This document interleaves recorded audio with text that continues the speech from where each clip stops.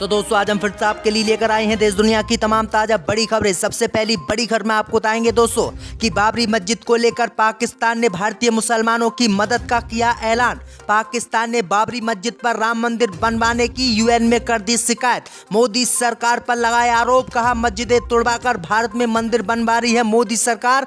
UN Bharat पर करे कार्रवाई, फंस गई राम मंदिर बनवाकर मोदी सरकार।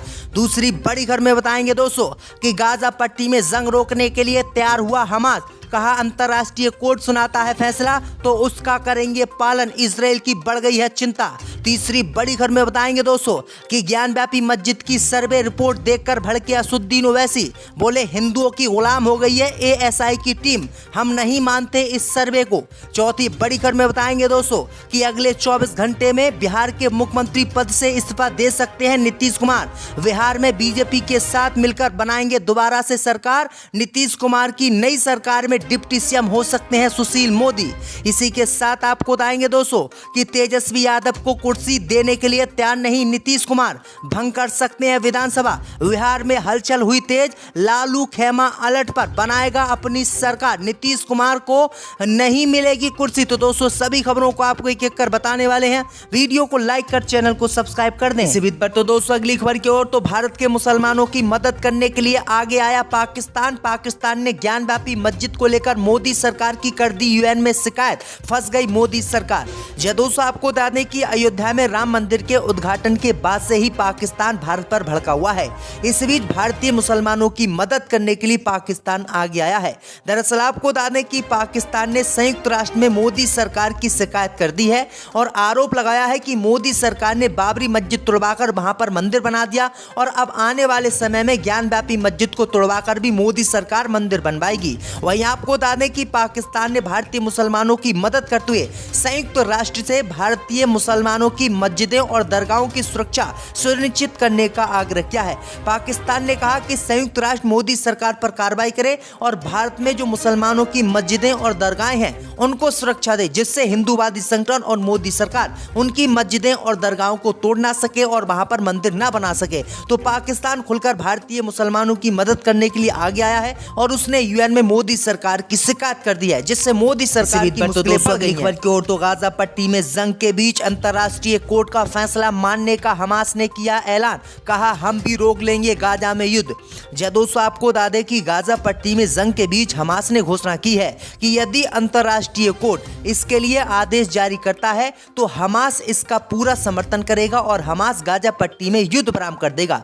लेकिन हमास ने इजराइल के सामने शर्त रखी है कि अंतर्राष्ट्रीय कोर्ट के फैसले को इजराइल को भी मानना होगा। अगर इजराइल गाजा पट्टी में युद्ध विराम करने के अंतर्राष्ट्रीय कोर्ट के फैसले को मानता है तो हमास भी अंतर्राष्ट्रीय कोर्ट के फैसले को मानेगा और हमास भी गाजा पट्टी में युद्ध विराम कर लेगा। लेकिन अगर इजराइल ने कोई आनाकानी की तो हम अन्यथा जंग लड़ेंगे। तो ये बड़ी अपडेट आई दोस्तों कि अंतर्राष्ट्रीय कोर्ट के आदेश को मानने के लिए हमास तैयार हो गया है, जो इजराइल के लिए भी बड़ा खतरा माना जा रहा है। तो दोस्तों अगली खबर की ओर, तो ज्ञानव्यापी मस्जिद की सर्वे रिपोर्ट देखकर भड़के असुद्दीन ओवैसी, बोले हिंदुओं की गुलाम है एएसआई टीम। दोस्तों आपको बता दें कि वाराणसी स्थित ज्ञानव्यापी मस्जिद में हुए सर्वे की रिपोर्ट देखकर एआईएमएम के अध्यक्ष असुद्दीन ओवैसी भड़क गए हैं और उन्होंने एक स्कॉलर का जिक्र करते हुए एएसआई को हिंदुओं का गुलाम बताया है।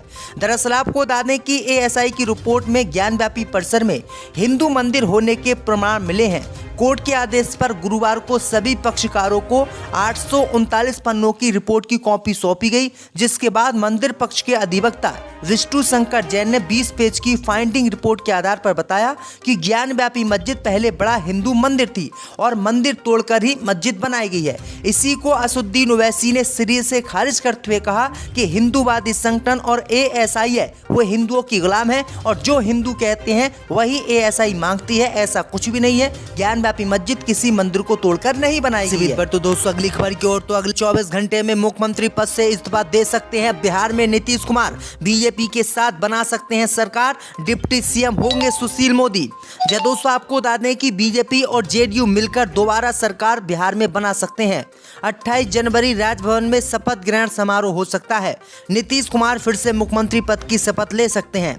सूत्रों की माने तो अगले 24 घंटे में नीतीश कुमार मुख्यमंत्री पद से बिहार में इस्तीफा दे सकते हैं और भाजपा के साथ मिलकर नई सरकार बना सकते हैं। इस सूरत में सूत्रों का कहना है कि सुशील मोदी राज्य के उप मुख्यमंत्री एक बार फिर से बन सकते हैं। इधर पटना और दिल्ली में बैठकों का दौर जारी है। राजधानी पटना में भाजपा ने अपने सभी विधायकों को आज मौजूद रहने को कहा है। खबर है कि शाम 4 बजे भाजपा आकालमान बीजेपी की सहयोगियों के साथ बैठक करेगी। लालू यादव भी अपने नजदीकी नेताओं के साथ बैठक कर सकते हैं।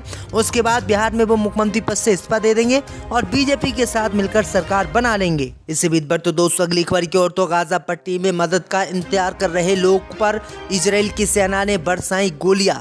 जी दोस्तों, आपको बता दें कि गाजा के स्वास्थ्य मंत्रालय ने इजराइल के सैनिकों पर गाजा पट्टी में मानवीय सहायता प्राप्त करने के लिए एकत्रित हुए फिलिस्तीनियों की भीड़ पर गोलाबारी करने का आरोप लगाया है। स्वास्थ्य मंत्रालय के अधिकारियों ने कहा कि इजराइल की सेना के इस हमले में कम से कम 20 लोगों की मौत हो गई है और दर्जनों लोग घायल हो गए हैं।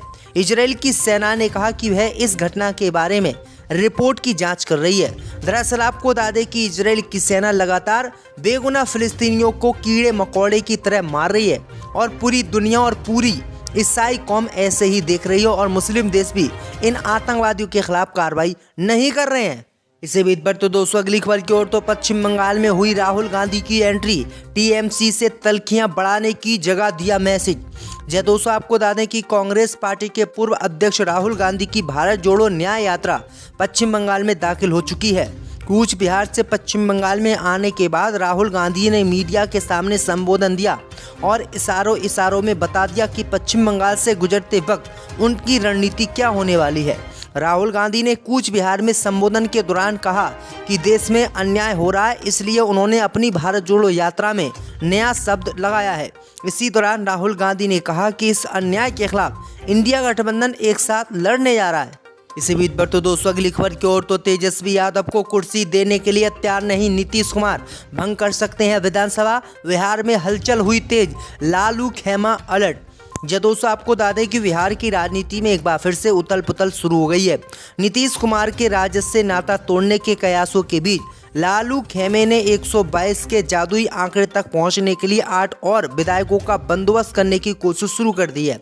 243 सीटों वाली विधानसभा में इस समय सीटों का गणित कुछ इस प्रकार है। राजद कांग्रेस लेफ्ट की सीटों को मिला लिया जाए तो 89, 19, 16 यानी 114 का आंकड़ा बनता है, यानी बहुमत के लिए 8 विधायक कम है। वहीं सूत्रों की माने तो लालू यादव का गुट इन्हीं 8 विधायकों की तोड़ पानी में लग गया है। सत्ता हासिल करने के लिए सीटों के गणित की बात करें तो जीतनराम मांझी की पार्टी हम के पास 4 विधायक हैं, असदुद्दीन ओवैसी की पार्टी के पास 1 विधायक है और 1 निर्दलीय विधायक सुमित सिंह है और लालू इन्हें ही अपने साथ मिलाने में कामयाबी हासिल कर रहे हैं। इस बीच पर तो दोस्तों अगली खबर की ओर तो खत्म नहीं होगा भारत कनाडा के बीच का तनाव। अब ट्रूडो सरकार ने मोदी सरकार पर लगा दिया एक और आरोप। जय दोस्तों, आपको बता दें कि भारत और कनाडा के बीच जारी राजनयिक तनाव कम होने का नाम नहीं ले रहा है। अब कनाडा की ट्रूडो सरकार ने भारत पर एक और गंभीर आरोप लगाया है और कनाडा के संघीय चुनावों में भारत की भूमिका की जांच करने की बात कही है। दरअसल आपको बता दें कि कनाडा सरकार ने अब संघीय चुनावों में विदेशी हस्तक्षेप की मांग करने की बात कही है। उन्होंने कहा कि कनाडा के चुनाव में भारत सरकार यहां पर हस्तक्षेप कर रही है और इसकी हम जांच करवाएंगे। तो ये बड़ी अपडेट आ रही दोस्तों। इससे भी बढ़ तो दोस्तों अगली खबर की ओर तो बाबरी मस्जिद की तरह ज्ञानव्यापी मस्जिद को भी हिंदुओं को सौंप दे मुसलमान। ज्ञानव्यापी में मंदिर का दावा करते हुए चक्रपाणी महाराज ने मुसलमानों को दी सलाह। जय दोस्तों, आपको बता दें कि ज्ञानव्यापी परिसर की एक ASI रिपोर्ट सामने आई है, जिसके बाद हिंदू पक्ष ने दावा किया है कि मस्जिद हिंदू तोड़कर बनाई गई है। सर्वे की रिपोर्ट आने के बाद अब साधु संत और हिंदूवादी संगठन लगातार मुसलमानों को चेतावनी दे रहे हैं। इसी बीच हिंदू महासभा के अध्यक्ष स्वामी चक्रपाणी महाराज ने तो मुस्लिम पक्षकारों को सलाह दी है कि वो अब हिंदुओं के मंदिर उन्हें सौंप दे और दुनिया में सद्भावना की मिसाल पेश करें। स्वामी चक्रपाणी महाराज ने कहा कि ज्ञान व्यापी मामले में जिस तरह से एएसआई के निर्णायक रिपोर्ट सामने आई है उससे साफ हो गया है कि ज्ञान व्यापी का जो ढांचा है उससे पहले वहां पर विशाल हिंदू सनातन मंदिर था। ये स्पष्ट पहले ही हो चुका है कि कई साक्ष्यों के आधार पर वहां पर भगवान महादेव का जन्म हुआ और मुगलों ने इसी मंदिर को तोड़कर वहां पर मस्जिद बनाई है। तो किस तरह से महाराज ने विवादित बयान दिया है। इसी बीच पर तो दोस्तों अगली खबर की ओर तो तेजस्वी यादव को कुर्सी देने के लिए तैयार नहीं नीतीश कुमार, भंग कर सकते हैं विधानसभा। बिहार में हलचल हुई तेज, लालू खेमा अलर्ट। दोस्तों आपको बता दें कि बिहार की राजनीति में एक बार फिर से उथल पुथल शुरू हो गई है। नीतीश कुमार के राजद से नाता तोड़ने के कयासों के बीच लालू खेमे ने 122 के जादुई आंकड़े तक पहुंचने के लिए 8 और विधायकों का बंदोबस्त करने की कोशिश शुरू कर दी है। 243 सीटों वाली विधानसभा में इस समय सीटों का गणित कुछ इस प्रकार है। राजद कांग्रेस लेफ्ट की सीटों को मिला लिया जाए तो 89, 19, 16 यानी 114 का आंकड़ा बनता है, यानी बहुमत के लिए 8 विधायक कम है। वहीं सूत्रों की माने तो लालू यादव का गुट इन्हीं 8 विधायकों की तोड़ पानी में लग गया है। सत्ता हासिल करने के लिए सीटों के गणित की बात करें तो जीतनराम मांझी की पार्टी हम के पास 4 विधायक हैं, असदुद्दीन ओवैसी की पार्टी के पास 1 विधायक है और एक निर्दलीय विधायक सुमित सिंह है और लालू इन्हें ही अपने साथ मिलाने में कामयाबी